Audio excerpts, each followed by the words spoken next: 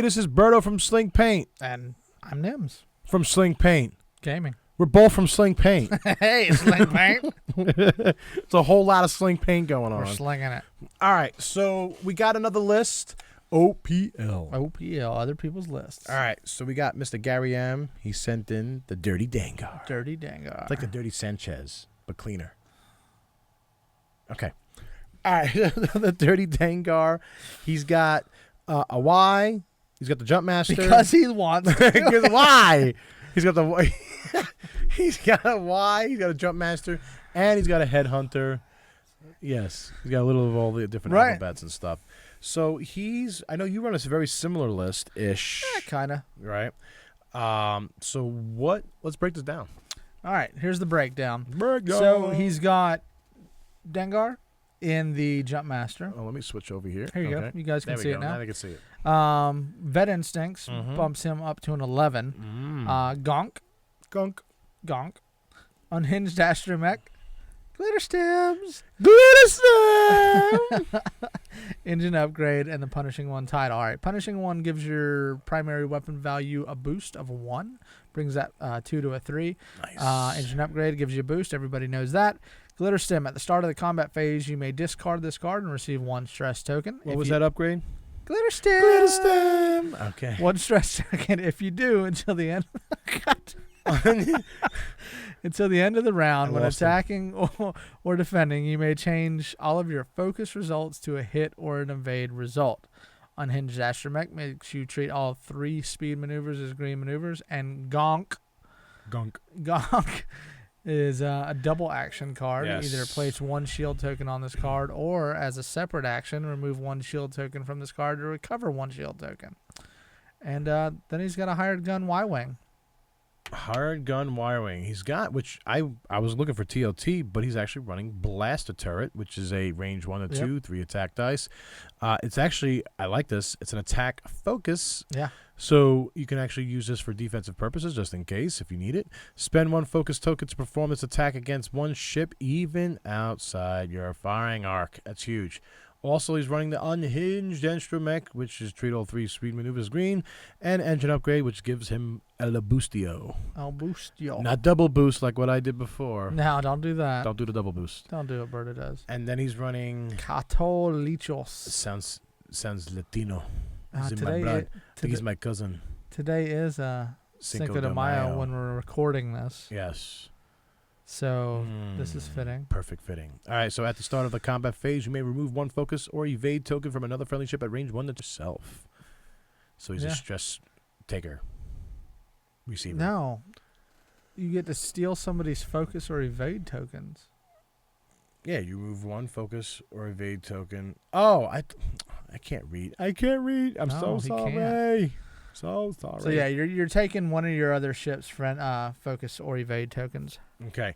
That coming out 15 points. So Gary says, here is a list I call the Dirty Dangar. Dangar on the JumpMaster PS9 with the Punishing One and and he just basically goes into it. Doesn't really kind of give us the breakdown on how he flies or anything like that. All right, so what do you got for tweaks? So tweaks. Tweakage. How many points was the Headhunter? Headhunter was 15. 15, so he's just filling the gap there. 15 points. I don't know.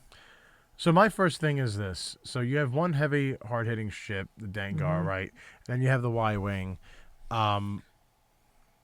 It's with Unhinged Astromech, Glitterstim, engine upgrade, Punishing Glitterstim, and engine Punishing One, especially Punishing One, 12 points. I mean, that ship's coming in at 55 points. It's a lot of points. Yeah. So from a tweak perspective, just know that people are going to probably target you. But I like what he's got set up here, though. Yeah. See, I didn't like Gonk. It takes too much of your actions. To me, he's not that good of a card. Really? It's the poor man's regen, but it's just it takes 2 rounds to get an energy. You have to get a shield and place you have a shield. to do that as an action. So unless you're running away, you're not getting your barrel roll. You're not getting your target lock. You're not getting your focus. But if you stall for, let's say, for the first 2 rounds. Okay, it's a red move. But not stall. Let's say like you just slow it up a little. I'm sorry, maybe stall's probably a bad word. Oh, and you mean build it up. Build it up like the first 2 rounds. Like, okay. And since you're a 9, you're going to see where, and actually technically 11 with VI, you're going to see where the other pilots are setting up. Like, well, that's what one guy did for me. I had my Baby Blues on one side in the tournament, and he had his other ships all in the far corner or facing in the other opposite direction because he's a turreted ship. Right. I'm thinking you use Gonk for that, where you regen a couple shields. And then in the future rounds, while you're playing, and if you're getting hurt, then you can pop some more. But again, it's an action. You're using your action. Right. And like if you do an R5P9 on Poe, you get the action because of the focus token, or if you do an RTD2 as a green maneuver, you're not using your action. Right. No, I hear you. So it's the poor man's regen to me. So I wouldn't use it.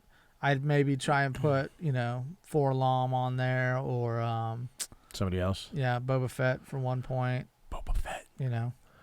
Right, he does come at 99 points with this too. I just saw that. Mm-hmm.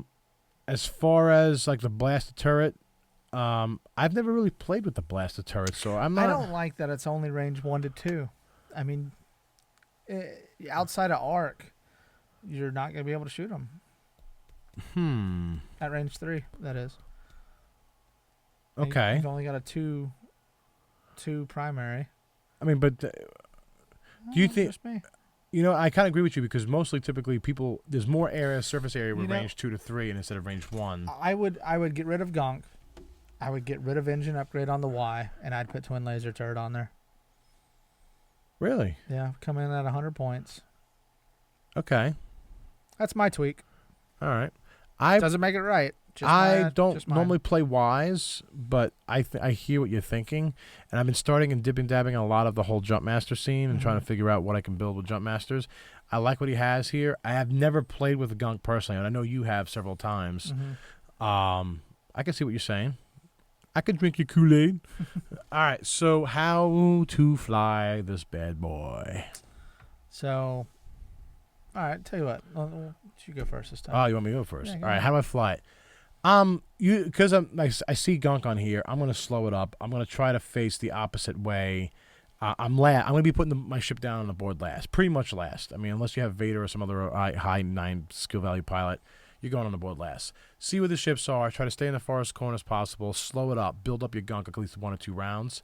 Have those 2 shields in reserve when you need them. And just come in and just circle that turret. You're throwing 3 dice. At one point, you might want to come in and change when you're behind them. If there's an opportunity to throw more dice at them or get closer with them, you're going to be definitely looking at doing 3-speed maneuvers. So I probably want to make sure I place the asteroids in a way where I can still do 3 maneuvers or wrap around rocks, and not worry about my large base clipping one of them. I would probably definitely be running debris field with this instead. As far as the hired gun, I would probably treat it the same exact way. I got the 3-speed green maneuvers Unhinged Astromech that helps out the Y, which is nice. The blaster turret, the only thing though is when you're doing 3-speed green maneuvers, basically you're pushing yourself out on the far edge of that blaster turret's range. So unless you're using that to kind of get close when you initial attack, I don't know. And the boost actions throw me off because I definitely would want a focus token or a target lock instead. And if I got to do the boost action in order to shoot the blaster turret, I need a focus.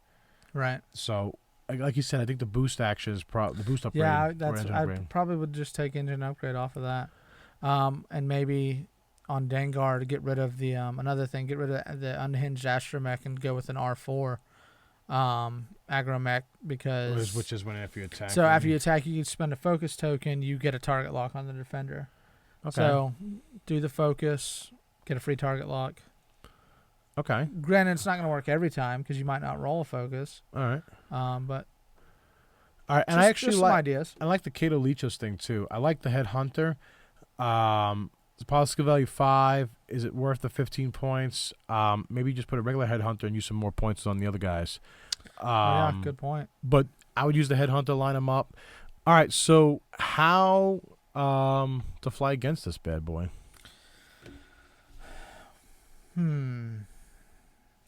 Probably just try to take out Dengar first. if it's this list right here, keep the YWing at range 3 if you can. It's not going to be able to hit you with the blaster turret. Okay. You know, stay out of the arc. Can't really arc dodge a turret. So, you know, if you're running auto thrusters, it's going to help you a good bit versus this. But if I see him stalling, if I see somebody stalling, trying to build up Gonk, I'm rushing. I'm going to try and get to him as quick as possible and light him up as quick as I can.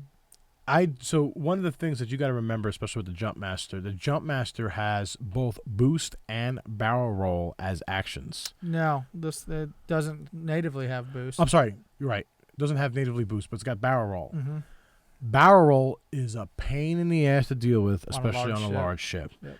It can come like arc dodging doesn't even. It shouldn't have a new term. Start your arc here and then moves it over here in one barrel roll. And if you do a 1-turn maneuver on a JumpMaster, a 1 hard turn, and you do a barrel roll, you're actually moving backwards. The way I was looking at this, so you move. So let's say you start your ship here and you come over, right? You could do a barrel roll and go this way behind where you started almost. So that actually caught me a couple times when I was playing some local guys at the shop, and they were doing that. I was like, oh, okay, that's definitely interesting.